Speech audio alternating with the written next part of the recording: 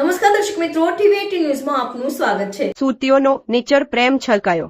વેકેશનમાં 1.09 લાખ મુલાકાતી આવ્યા। 30 લાખની આવક। સુરતવાસીઓ અને વન્યજીવ પ્રેમીઓ માટે આકર્ષણનું કેન્દ્ર ધરાવતા નેચર પાર્કમાં દર વર્ષે જાહેર રજાઓ વેકેશનમાં હજારો લાખો પર્યટકો આવે છે।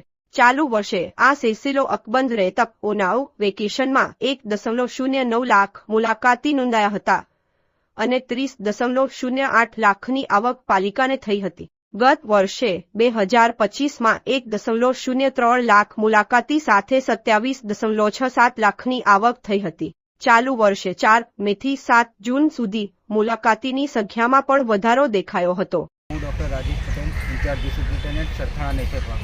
સુરત મહાનગરપાલિકા ખાતે જે સરથાણા ઝૂ આવેલું છે તેમાં વેકેશનના સમયગાળા દરમિયાન સુરત શહેર અને આજુબાજુના વિસ્તારમાંથી મોટા પ્રમાણમાં મુલાકાતે આવતા હોય છે।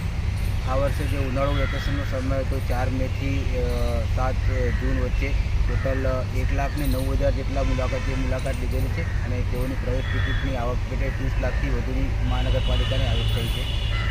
આ જ પ્રમાણે ગયા વર્ષના ઉનાળુ વેકેશનના સમયગાળામાં જોઈએ તો કુલ 1,01,000 જેટલા મુલાકાતીઓ મુલાકાત લીધી હતી અને 27 લાખ અને 50,000 જેટલી પ્રવેશ ટિકિટની આવક થયેલી હતી। એટલે કમ્પેરેટિવ જે ગયા વર્ષ કરતાં આ વર્ષે મુલાકાતીઓનું થોડુંક પ્રમાણ વધેલું છે અને 5,000 જેટલા મુલાકાતીઓ વેકેશન દરમિયાન વધારે મુલાકાત લીધેલી છે અને તે કમ્પેરમાં ગયા વર્ષ કરતાં આ વર્ષે 3 લાખ જેટલી વધારે પ્રવેશ ટિકિટની આવક કોર્પોરેશને થયેલી છે।